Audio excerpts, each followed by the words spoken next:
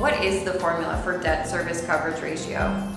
So you take the gross income of the property, you subtract the expenses of the property, you get the net operating income, which is known as NOI, and you divide that by the annual mortgage amount.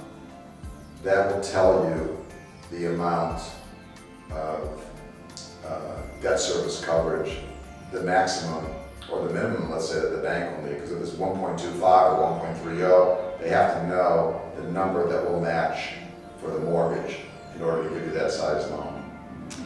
Why is this important for loan commitments? What's important from a specific side, the banks always want coverage, right? So if you had a $200,000 net operating income and you had a 1.25 debt service coverage, you take your 200,000 divided by 1.25, you come up with 160,000.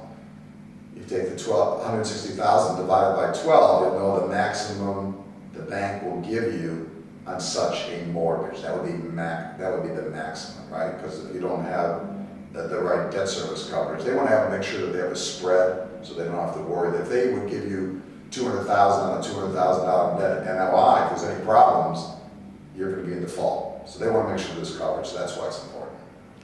I'm going to take the time. It'll just take a couple of minutes, but I'm going to take the time to show you what a global cash flow chart looks like. Many of you probably know. And for ones that don't, you'll see it.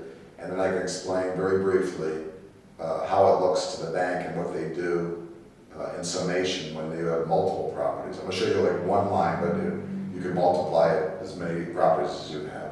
After you have a full understanding of what debt service coverage and global cash flows look like, then we can finally move into the rescue financing, which is going to be the solution, or our solution, for what's going on in the pandemic and not to face a lot of default and foreclosure. Stay tuned. So this is a typical global cash flow chart. And when people go for bank loans, no matter what it is, they're working on a commercial loan for the bank. The banks ask for, do you have any other properties? Yes. Well, you got to give us a global cash flow. So what you'll do is you'll list. So this is like one example, but then of course you go down on all the properties, all the addresses, what the present value, what you think it would be worth today based on appraisal. They're going to want to know the mortgage balance that you owe currently. In this case is $4.2 million on a $6 million property. They want to know what the monthly payments are to the bank, what the lender's interest rate is. So at 4%, if you borrowed $4.2 million, I believe it's on 30-year amortization, your monthly payment would be $20,051. They want to know the maturity date of the loan. They want to know the gross monthly income. So if you're grossing $42,000 a month, so you're talking about something like $504,000 a year annual. They want to know the gross monthly income. They want to know the monthly expenses. So if it's monthly at $18,000, it's $216,000.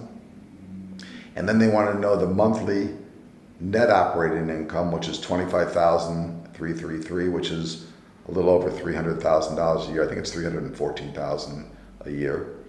They want to know the percentage owned because they want to know like how many people are potentially personally guaranteed, or they're thinking about contingent liability here.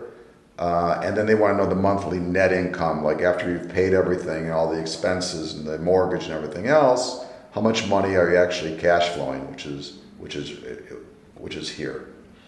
So when we talked about debt service coverage ratios being like 1.25, they would do an analysis by taking the net operating income. The net operating income is not the gross, it's the monthly here. So the $25,333 times 12 is your NOI, and they would divide it by the annualized mortgage payments. And if you did that, I believe it comes out to 1.26. So that's fine. So if you think about that, then you'd list every single property. Now, if some of these properties started to deteriorate, let's imagine that this deteriorated. Let's imagine that this multifamily, or maybe it was a mixed use. Let's imagine that instead of this monthly income being $25,333, because of the pandemic, it dropped to $15,000 or to $16,000 a month.